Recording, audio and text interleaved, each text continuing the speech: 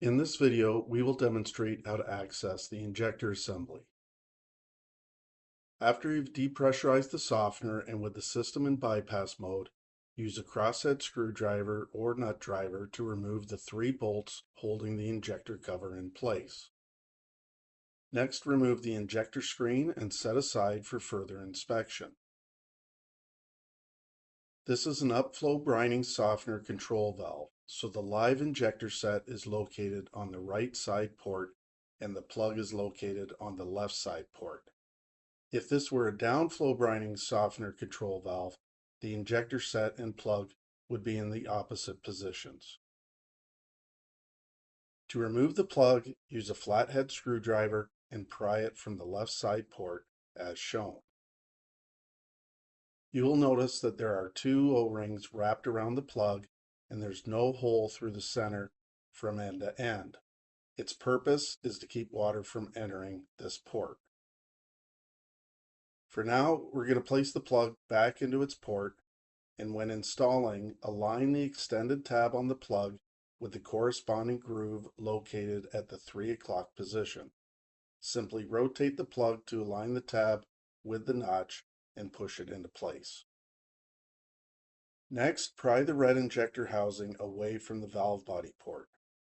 Notice that there are 2 O-rings wrapped around the housing, similar to the plug, but this time there's an injector set inside of the housing and there's a hole running through the center from end to end. Let's first inspect the injector screen by checking for any buildup of rust, dirt, or debris. Clean the outside and inside, or replace the screen if necessary.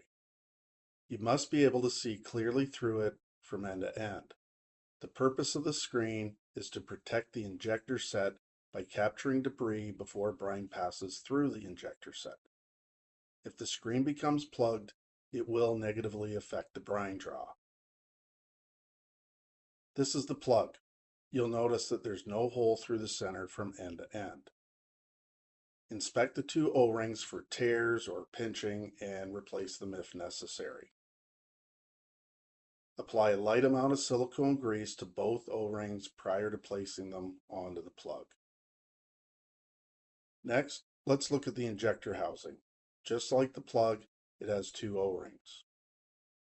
First, inspect the 2 O-rings to ensure they are not pinched or torn. If you notice any damage, carefully remove the O-rings and replace them with new ones. Next, you'll notice that this housing contains 2 pieces that makes up the injector set. There's the nozzle and the throat. The function of these components is to create a vacuum that draws brine from the brine tank. You'll notice a small hole running through the center of the injector set and the housing from end to end. It is critical to ensure that no debris builds up inside this assembly in order to maintain proper operation. Using a flathead screwdriver, unthread the nozzle from the housing, and then unthread the throat, which is found deeper inside of the housing. Use a pick tool to delicately clean debris from the injector throat. Then clean debris from the nozzle. Be careful not to enlarge the nozzle hole as it is precision drilled to a specific diameter. As an alternative option, you could replace the injector set, but please be aware that injectors come in various colors and any replacement must match the existing color set to ensure proper performance of the softener.